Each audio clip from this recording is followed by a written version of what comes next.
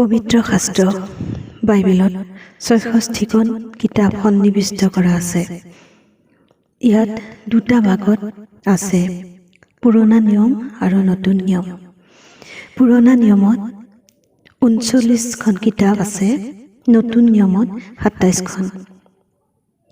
ইয়াৰে সকলোতকৈ দীঘল অধ্যায় গীতমালা। ইয়াত ১৫০টা অধ্যায় আছে। গীতমালা প্ৰথম খণ্ড। যি মানুহে দুষ্টবোৰৰ আলচত নচলে, পাপীবোৰৰ পথত থিয় নহয় আৰু নিন্দকবোৰৰ আসনত নবহে, কিন্তু জিহুৱাৰ ব্যৱস্থাত সন্তুষ্ট হয় আৰু দিনে ৰাতিয়ে তেওঁৰ ব্যৱস্থা ধ্যান কৰে, সেই মানুহেই ধন্য। সেই মানুহ বতৰত ফল দিয়া, পাত জয় নপৰা, বোৱতী পানীৰ দাঁতিত ৰোৱা গছৰ নিচিনা, সেই মানুহে কৰা সকলো কৰ্ম সফল হয়। দুষ্টবোৰ তেনেকুৱা নহয়, কিন্তু সিহঁত বতাহে উৰাই নিয়া তুঁহৰ নিচিনা। এই নিমিত্তে দুষ্টবোৰে বিচাৰত থিয় হ'ব নোৱাৰে আৰু পাপীবোৰে ধাৰ্মিকবিলাকৰ মণ্ডলীত থাকিব নোৱাৰে। কাৰণ জিহুৱাই ধাৰ্মিকবিলাকৰ পথ জানে, কিন্তু দুষ্টবোৰৰ পথৰ অন্ত সৰ্বনাশ। ২. জাতিবোৰে কিয় হুৰামোৰা কৰিছে, লোকসমূহে কিয় ব্যৰ্থ চিন্তা কৰিছে। আহা, আমি সিহঁতৰ বন্ধন ছিঙি পেলাওঁ আৰু আমাৰ পৰা সিহঁতৰ জৰী পেলাই দিওঁ। এইবুলি জিহুৱা আৰু তেওঁৰ অভিষিক্তজনাৰ বিৰুদ্ধে পৃথিৱীৰ ৰজাবিলাক উঠিছে আৰু অধিপতিবিলাকে একেলগে আলচ কৰিছে। স্বৰ্গৰ সিংহাসনত বহি থাকোঁতা জনাই হাঁহিছে, প্ৰভুৱে তেওঁবিলাকক বিদ্ৰূপ কৰিছে।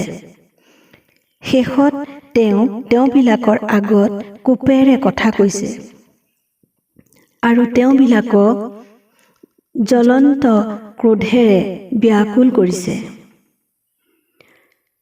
ময়েই মোৰ পবিত্ৰ চিউন পৰ্বতত মোৰ ৰজাক স্থাপন কৰিলোঁ। মই বিধি-নীতিৰ বৃত্তান্ত প্ৰচাৰ কৰিম। জিহুৱাই মোক কৈছে, তুমি মোৰ পুত্ৰ, মই আজিয়েই তোমাক জন্ম দিলোঁ। মুঠ খোজা, মই তোমাক অধিকাৰৰ অৰ্থে জাতিবোৰ দিম আৰু পৃথিৱীৰ সকলো সীমাত তোমাৰ আধিপত্য পাতিম। তুমি সিহঁতক লোহাৰ দণ্ডেৰে ভাঙিবা, কুমাৰৰ পাত্ৰৰ দৰে তুমি সিহঁতক ডোখৰ ডোখৰ কৰিবা। এতেকে এতিয়া হে ৰজাবিলাক, জ্ঞানৱন্ত হোৱা, হে পৃথিৱীৰ বিচাৰকৰ্তাবিলাক, সতৰ্ক হোৱা। ভয়েৰে জিহুৱাৰ সেৱা কৰা, কম্পনেৰে উল্লাস কৰা। পুত্ৰক চুমা খোৱা, নহ'লে তেওঁ ক্ৰুদ্ধ হ'ব আৰু তোমালোক পথত বিনষ্ট হ'বা, কিয়নো তেওঁৰ ক্ৰোধ অলপতে জ্বলি উঠিব পাৰে। তেওঁত আশ্ৰয় লোৱাবিলাক ধন্য।